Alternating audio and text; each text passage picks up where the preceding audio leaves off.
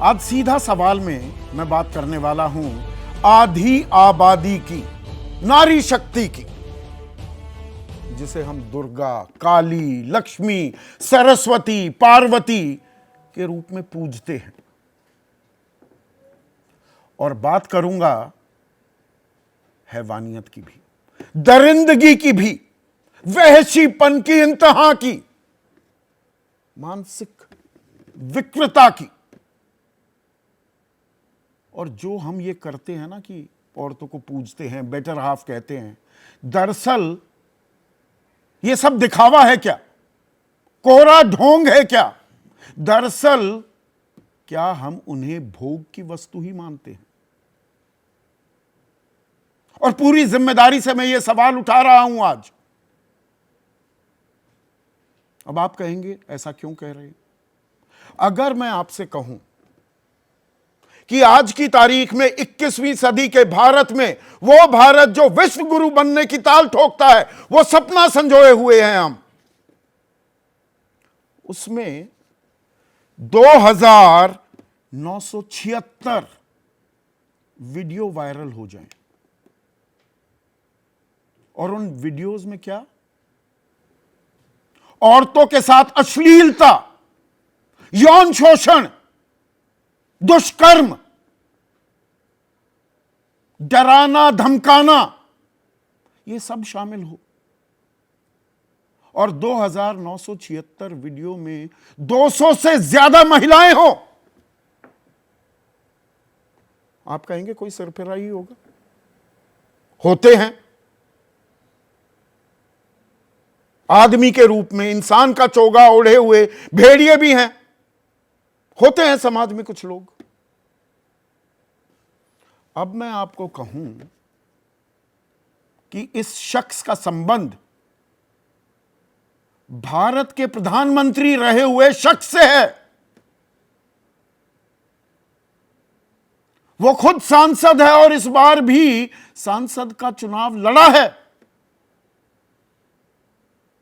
आप कहेंगे ये कैसे हो सकता है? अरे भाई, ये बाकायदा हो रहा है। देश के प्रधानमंत्री रह चुके एचडी देवेगौड़ा का पोता प्रज्वल रेवन्ना हासन से इस बार एनडीए का उम्मीदवार और निवर्तमान सांसद भी, ये सब आरोप प्रज्वल पर लगे हैं। आप कहेंगे अब वो कहां है? फिर तो पुलिस को गिरफ्तार कर लेना चाहिए। एफआईआर भी दर्ज हो गई है, एसआईटी का भी गठन हो गया। उस पर आता हूं मैं अभी। पर यह रवन्ना तो रवाना हो गया है। बेंगलुरु से फ्रैंकफर्ट की, जर्मनी का शहर है, वहां की फ्लाइट पकड़ ली। अब इसकी टाइमलाइन, क्रोनोलॉजी में आपको समझाता हूं। 26 अप्रैल को दूसरे चरण का जब मतदान हुआ तो कर्नाटक में भी मतदान हुआ। हासन से यही शख्स उम्मीदवार था। इससे 3-4 दिन पहले वीडियो वायरल होने लगे महिलाओं के साथ दुष्कर्म के। तो इसके एक सहयोगी ने, पूरणचंद नाम है, एफआईआर दर्ज कराई कि जी काट छांट कर शरारतपूर्ण अंदाज में हमारे कुछ वीडियो वायरल कराए जा रहे हैं। 23 अप्रैल को यह शिकायत की गई। उसके बाद एक महिला बाकायदा सामने भी आ गई, घर में मेड थी। उसने एफआईआर दर्ज कराई। एफआईआर में जो धाराएं हैं वो भी आपके सामने मैं पेश कर देता हूं। 354, 354D, 506 और 509, यानी कि यौन उत्पीड़न करना, दुष्कर्म करना, डराना धमकाना, बेइज्जती करना, ये सब धाराएं हैं। उसने क्या कहा कि जब मैंने काम शुरू किया तो 4 महीने बाद मुझे अपने कमरे में बुलाते थे। घर में 6 महिला कर्मी थी। वो घर में जाने से ही डरती थी। और बेटा तो बेटा, पिता भी मंत्री रहे हैं, एचडी रेवन्ना। जब उनकी धर्मपत्नी नहीं होती थी घर पे तो वो बुलाकर और छूते थे गलत तरीके से। ऐसा खौफ था रेवन्ना का कि स्टोर रूम में जाकर लोग छिप जाते थे। अब रेवन्ना की माने तो जी ये सब दुष्प्रचार है, बदनाम किया जा रहा है, ये बात भी मानी जा सकती है। पर इसमें एक पर है।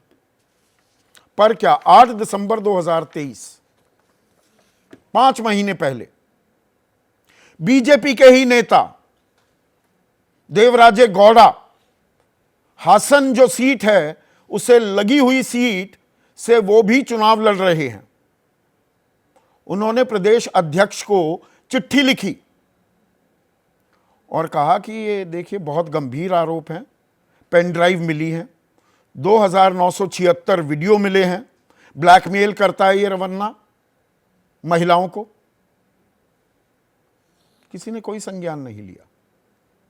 हालांकि बीजेपी तक बात पहुंच गई। जेडीएस जिस पार्टी से है ये रेवन्ना, उन्होंने गठबंधन कर लिया है बीजेपी के साथ। तो कुमारस्वामी एक और बेटे जो हैं एचडी देवेगौड़ा के, मुख्यमंत्री रह चुके हैं। एशियानेट सुवर्णा दक्षिण का एक चैनल है, बाकायदा उसमें एक बयान दिया कि बीजेपी असहज थी, यानी कि उनके पास जानकारी थी, लेकिन एचडी देवेगौड़ा ने कहा कि जीत पक्की है हमारी। तो बात आई गई हो गई। यह नहीं कहा कुमारस्वामी ने, यह मेरा आकलन है कि बलात्कारी हो, हत्यारा हो, कोई भी हो, जीत पक्की होनी चाहिए। तो सांसदी का टिकट मिल गया, उम्मीदवारी का। अब इसमें एक और सवाल उठता है, जब इतने दिनों से सरगर्मियां तेज थी, गंभीर आरोप लग रहे थे, वीडियो मिल रहे थे, तो सरकार तो कर्नाटक में कांग्रेस की है, सिद्धरमैया वहां के मुख्यमंत्री हैं। यह एसआईटी का गठन 23 तारीख को रेवन्ना का सहयोगी पूर्णचंद एफआईआर दर्ज कराता है और उसके बाद यह महिला सामने आ जाती है, यह भी बाकायदा एफआईआर दर्ज कराती है। तो एसआईटी का गठन वो शनिवार को 27 को क्यों होता है? और 27 की सुबह की फ्लाइट पकड़कर रेवन्ना बड़ी आसानी से विदेश चला जाता है। तो सरकार क्या कर रही थी? रोका नहीं जा सकता था? एसआईटी के गठन में क्या जानबूझकर देर की गई कि चुनाव में आग में घी डालने का मौका मिलेगा? थोड़ा वीडियो पहले वायरल कर दिया, बाकी 14 सीटों पर चुनाव बचे हुए हैं, और बेटी बचाओ बेटी पढ़ाओ का नैरेटिव तो पूरे देश में चल रहा है। आधी आबादी, ये तो पूरे देश में अब इस बात की गूंज होगी। प्रियंका गांधी वाड्रा आरोप भी लगा रही हैं। वो कह रही हैं जिस नेता के कंधे पर हाथ रखकर प्रधानमंत्री फोटो खिंचवाते हैं, जिस नेता का चुनाव प्रचार करने 10 दिन पहले खुद जाते हैं, मंच पर उसकी तारीफ करते हैं, कर्नाटक का वो नेता देश से फरार है, उसके जघन्य अपराधों के बारे में सुनकर दिल ही दहल जाता है। सैकड़ों महिलाओं का जीवन जिसने तहस नहस कर डाला, मोदी जी क्या आप अब भी चुप रहेंगे? डीके शिव कुमार ने भी कुछ ऐसे ही बयान दिए हैं। पर यह गिरफ्तारी पहले क्यों नहीं हुई, या एफआईआर पहले दर्ज क्यों नहीं कराई गई? कुमारस्वामी लगे हाथों ये कहते हैं, चाहे मैं हूं या एचडी देवेगौड़ा, हम हमेशा महिलाओं का सम्मान करते हैं। जांच के सारे तथ्य सामने आने दीजिए, चाहे गलती किसी की भी हो, किसी भी कारण से उन्हें माफ करने का सवाल ही नहीं उठता। पर वो तो यहां है ही नहीं, 7 समंदर पार पहुंच गया रेवन्ना। तो इसे हम नारी शक्ति कहते हैं, इसे हम नारी का सम्मान कहते हैं। मां की तरह, देवी की तरह जो पूजते हैं, हकीकत से उसका मिलान हो पा रहा है क्या? और यह बात सिर्फ कर्नाटक की नहीं है, यह बात सिर्फ जेडीएस या बीजेपी की नहीं है। इस हमाम में दरअसल सभी नंगे हैं। अब उसकी वानगी भी दे देता हूं। अभी उत्तर प्रदेश ही देखिए, बृजभूषण शरण सिंह, महिला कुश्ती संघ के अध्यक्ष, गंभीर यौन शोषण के आरोप लगे। मामला अभी चल रहा है, पर यह तय नहीं हो पा रहा है कि टिकट दी जाएगी या नहीं दी जाएगी, चुनावी मैदान में उतारा जाएगा या नहीं उतारा जाएगा। उस पर अभी भी सस्पेंस बरकरार है। अभेदान दे दिया जाएगा, जो जीत सकता है उसको उतार दिया जाएगा क्या? करण मोरवाल, ये कांग्रेस के नेता, रेप केस के आरोपी, बहुत देर बाद पार्टी की आंख खुली, समझ में आया तो 6 साल के लिए पार्टी से निष्कासित कर दिया। समाजवादी पार्टी, गायत्री प्रजापति, सामूहिक बलात्कार करने का आरोप लगा, पार्टी में बने रहे। बाद में जब अदालत ने 5 साल के लिए जेल भेजा, तब जाकर पार्टी ने कन्नी काटी। कुलदीप सेंगर, बीजेपी के, रेप, हत्या का प्रयास करने के दोषी, बने रहे पार्टी में, 2019 में ही निकाला गया। पुरुषोत्तम नरेश द्विवेदी, ये बीएसपी के। निहाल चंद, पहली मोदी सरकार में मंत्री बनाए गए, रेप का आरोप था, राजस्थान से ताल्लुक रखते थे। और थोड़ा और आगे जाता हूं, विधानसभा में किस किस तरह के कारनामे होते हैं, याद दिलाना जरूरी है, कैसे लोगों को हम चुनते हैं। त्रिपुरा में बीजेपी का एमएलए था जादवलाल नाथ, पॉर्न वीडियो देखते हुए पकड़ा गया। मार्च 2023 की बात है। जनवरी 2021 कांग्रेस का एमएलसी प्रकाश राठौड़ कर्नाटक में विधानसौधा में, वहां की विधानसभा को विधानसौधा कहा जाता है, अश्लील वीडियो देख रहे थे जनाब, ब्लू फिल्में देख रहे थे।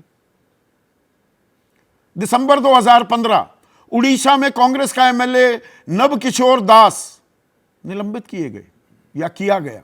इतनी भी सम्मान देने की क्या जरूरत है? वही एक्स रेटेड वीडियोस देखे जा रहे थे। मार्च 2012 गुजरात, बीजेपी के एमएलए शंकर चौधरी जेठाभाई भरवाड़, अश्लील वीडियो देखने का आरोप लगा, पार्टी बचाती घूमती रही। फरवरी 2012 कर्नाटक, बीजेपी का एमएलए लक्ष्मण सावदी, सीसी पाटिल, कृष्णा पालेमर अश्लील वीडियो देखते पाए गए। इस्तीफे का दबाव भी बना और लक्ष्मण सावदी को तो 2019 में इसका इनाम भी मिल गया कि अच्छी पॉर्न देखते हैं आप, चलिए उप मुख्यमंत्री बना देते हैं आपको।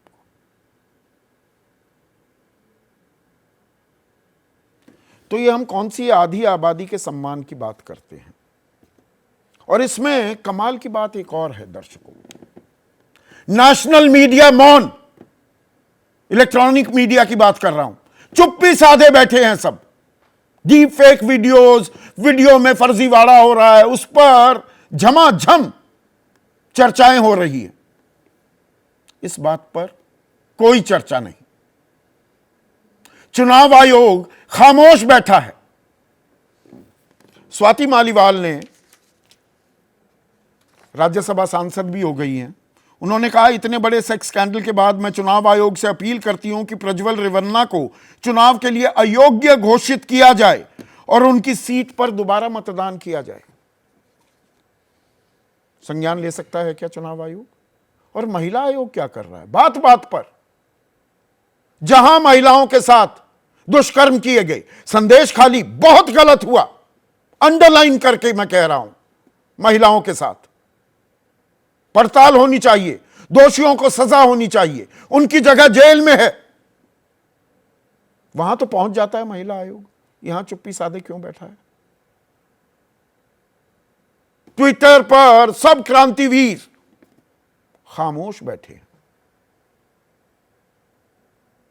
खामोश बैठने से हमारी मां बहन बेटियों की इज्जत महफूज रहेगी क्या? इसी पर आज मैं चर्चा करने वाला हूं।